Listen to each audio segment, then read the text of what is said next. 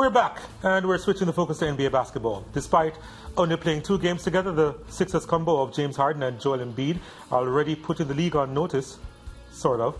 The Beard posted his first triple-double in a Sixers jersey, putting up a stat line that read 29 points, 16 assists, and 10 rebounds, while Joel Embiid posted 37 points, 9 rebounds, and 4 blocks in their latest win over the New York Knicks. For those who missed the Sixers' dominance, here's the action. James Harden coming off a 27-point, 12-assist performance in his Philly debut Friday as the Sixers take on the Knicks in Madison Square Garden. And he'd show out early on at MSG. There he is, dropping it off to Joel Embiid for the slam. Then the step-back knockdown 3. Harden would become the only player in NBA history with at least 25 points and 10 assists in each of his first 2 games with any team. Harden to a wide-open Tyrese Maxey for 3, then to Embiid yet again, this time inside for the layup plus the foul. Embiid had 37 points and 9 rebounds in the game. Harden in the third with the lob to Embiid, who had finished the alley-oop. Then the Knicks turning the ball over here. Matisse Thybulle with a nice pass to Maxey for the layup in transition. That would put the Sixers up 75-64. But the Knicks would come storming back in the second half. Evan Fournier driving baseline, getting the floater to go plus the foul. Then R.J. Barrett penetrating and getting the driving layup. Each of those guys had 24 points. Then Barrett to Quickly, who'd get the layup to go plus the foul. Emmanuel with 21 points and 5 rebounds off the bench. But the Sixers would close it out on the other end. Harden for yet another deep 3 and his first triple-double as a Sixer. 29 points, 10 rebounds, and 16 assists. And there's another slam by Embiid. This time Embiid to Maxey for the tough 3. That would cap a 12-2 Sixers run, and they'd win it 125-109.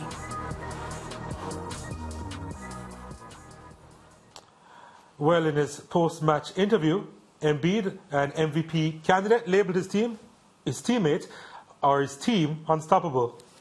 With the way fouls are called, if you're not straight up and if you're on the side, that's a foul any day of the week. And, they were trying to foul me pretty hard too, which I really didn't have a chance to convert any N1s. But like I said, he's unstoppable. Before, James came, really, before that, we never had anybody that the defense really respected, coming off a pick and roll as a guard. So, nowadays you got him, you got James, now, they know you can shoot off the dribble and, all those step backs and attack the rim and all that stuff. So it causes the reaction from, the defenders, and he gets, all of us wide open.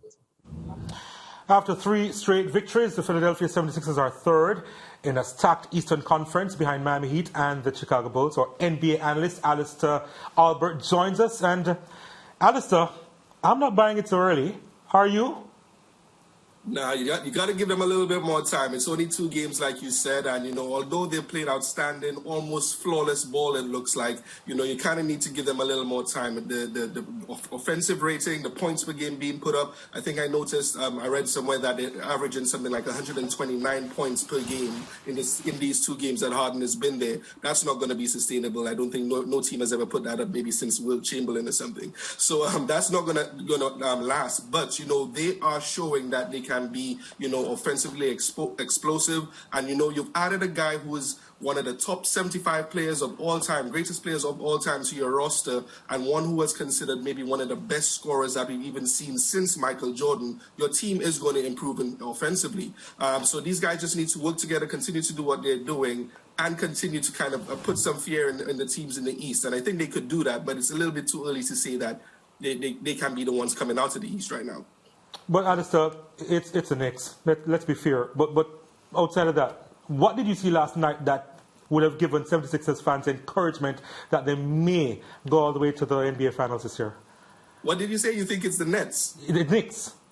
It's just the Knicks that they played. Exactly. Yeah. Yeah, they played the Knicks, and that's one of the things that I wanted to say. And anyone playing the Knicks right now are having a bit of a field day, and unfortunate for them. But it's the Knicks. But what you're kind of seeing is a team kind of trying to understand where they need to be placed on the floor. But like you said, again, the Knicks are not giving them a lot of defensive resistance. But, these are guys trying to understand, how Harden moves, where does he like the ball, how to kind of move around screen and rolls. There were a lot of high screen and rolls going on in that game between Embiid and Harden, where Embiid didn't do a lot of screen and rolls with Ben Simmons to that level. And, they're now trying to kind of get those kinks, those offensive placement kinks, ironed out and try to understand each other. Tyrese Maxey, this is another learning moment for him, where he needs to understand where he needs to be and facilitate. And so, it's them kind of getting their legs under them, getting, those offensive juices going, and it will work out well for them moving forward, for sure. The best teams usually play well through adversity, and I guess that's a big question here for the 76ers. How well will they overcome friction or a loss or consecutive losses? That's a big question, because these two guys, Embiid and Harden, they don't handle it too well. Oh, yeah, and they're going to have a very tough March. They're going to March, the calendar month of March. They're going to be playing the Heat twice. They're going to be playing Toronto, the Clippers, the Lakers. A lot of adversity, provoking teams that will be stepping into their gym. And they're going to face that. And we're going to see really soon. And also on March 10th, playing against the Nets. We're going to see what this team is really made of really quickly. And, this is the time where it's no longer a marathon. It's right now being a sprint.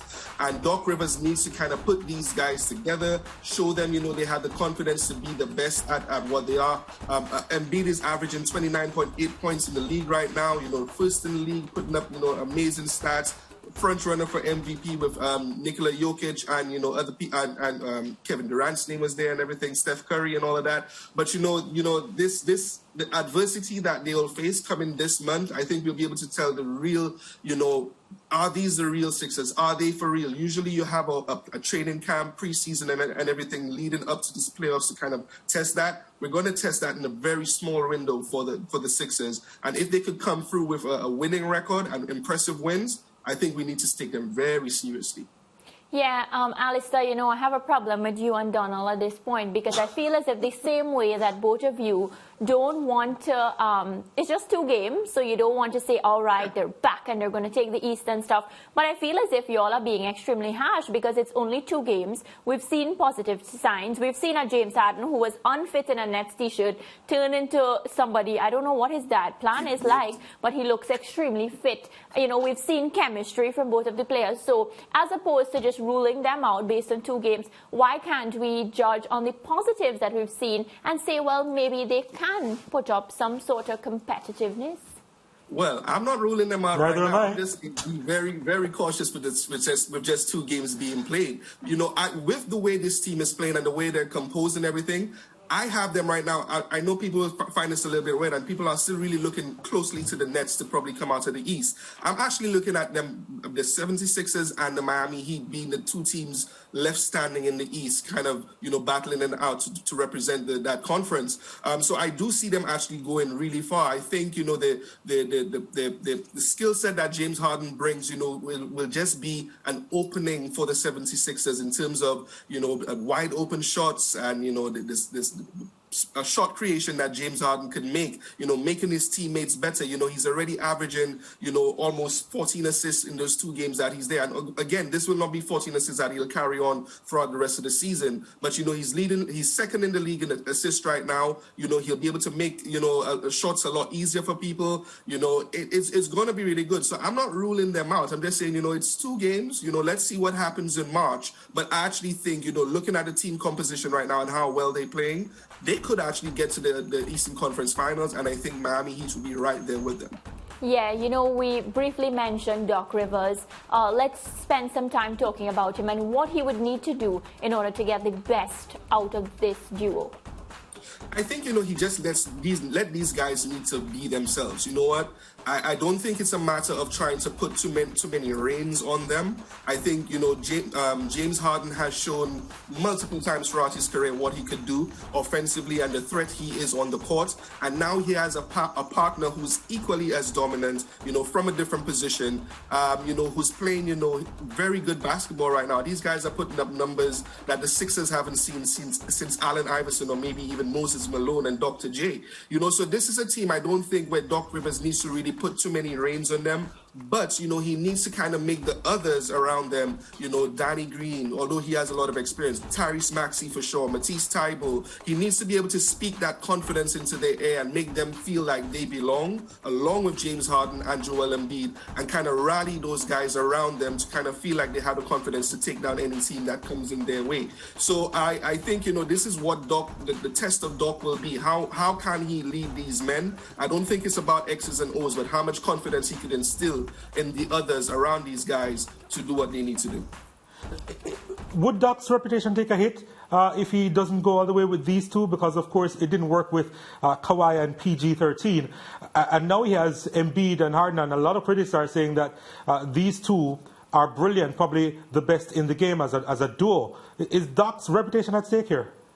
It depends on if he were to go out and how he goes out. I think, if he goes down in another 3-1 fashion, having a lead in a series and then losing in that kind of dramatic fashion, he will be on the hot seat. He's already on the hot seat. People are just waiting for the playoffs to see what's going to happen with Doc Rivers, I think, at this point. But, I don't think it's a situation where we kind of really need to see what really happens. If they go all the way to the Eastern Conference Finals and it's really exciting, the guys are putting their all, and it comes down to buzzer beater shots and all that sort of thing, I don't think you could really criticize Doc for that. He's only gotten James Harden in the middle of a season. They haven't gotten a training camp together. That chemistry hasn't really fully built yet. But, if he goes out in dramatic fashion again, or they lose in the first round or the second round, yeah, Doc Rivers is going to have a problem. But, right now, I think, he has everything flowing for them, momentum-wise, skill-wise, and, just all the cards are laid out for him. I think the Nets, they have a lot of chemistry issues that they'll need to deal with Kyrie in and out of the lineup. Ben Simmons still not playing. The Bucks still are not full strength. With Brook Lopez still out. They're still trying to incorporate Serge Ibaka, and there's a lot of stuff that they need to deal with in the rest of the team. So I think this is all here for Doc. He needs to do what he needs to do. But if he loses in a really embarrassing fashion again, yeah, his legacy will definitely take a hit. Alistair Albert, brilliant as always. Thanks for your time, brother. We'll talk. Thanks, man. No problem. All right, so as we leave the NBA segment, these are the scores from Sunday night's matches with the Jazz, Pacers, Pistons, Clippers, Mavericks, Nuggets, Pelicans all winning. Take a break. Back with more.